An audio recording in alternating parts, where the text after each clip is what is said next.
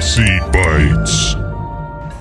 Okay, so I'm here in my garage, and as many of you may have remembered, I just recently did a project where I purchased a paint sprayer, a high velocity, low pressure paint sprayer from Harbor Freight, and I used it to paint over 20 shutters and 3 different doors to the front of our house. The problem is I used a blood red paint color.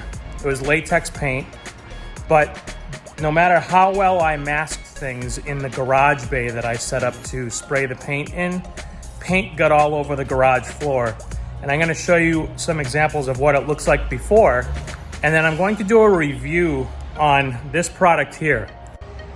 So here's an example of some of the damage that the paint did to my garage floor. And if I move around the garage here, you can see that I have all these spots that the red paint made its way out to.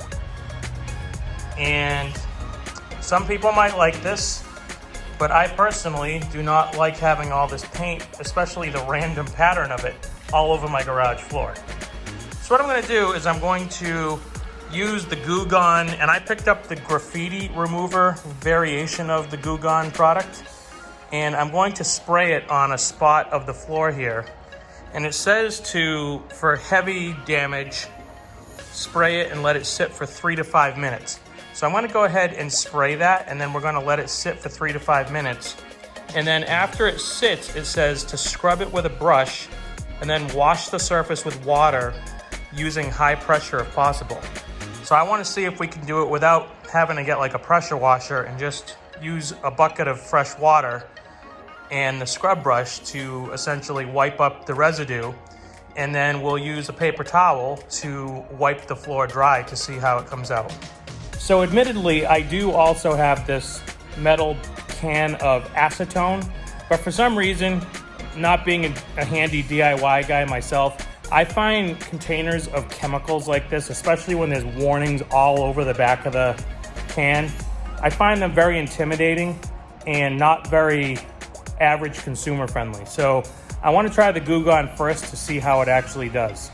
So I know most companies and their products will say to wash the surface first or get all the dirt off of the surface, but I'm just going to spray this on because I'm lazy and I don't feel like washing it or sweeping it or anything first. So I'll just put a liberal amount on there, and I'm going to let this sit for approximately 5 minutes and then come back after the 5 minutes has elapsed. Okay, so approximately 5 minutes has elapsed since I applied the Goo Gone Graffiti remover. And I have a scrub brush here that I picked up at Walmart. And I'm going to just come in and scrub the spot that I sprayed and see if the paint pulls and separates off of the concrete or not.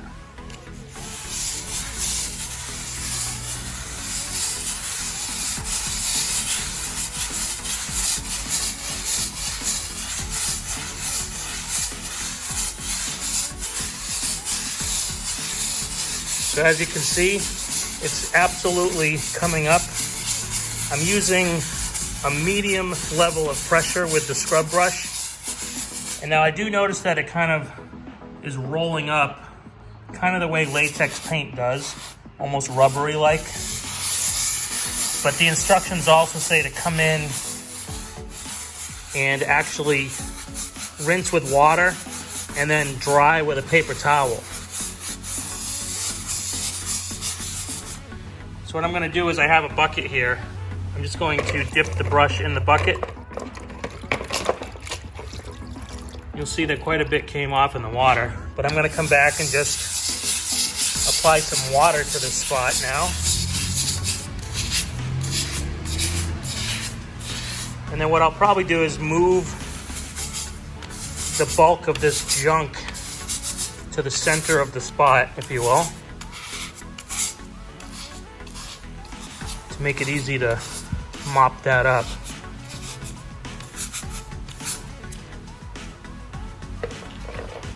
And then I'm going to just use a few paper towels to wipe up that spot.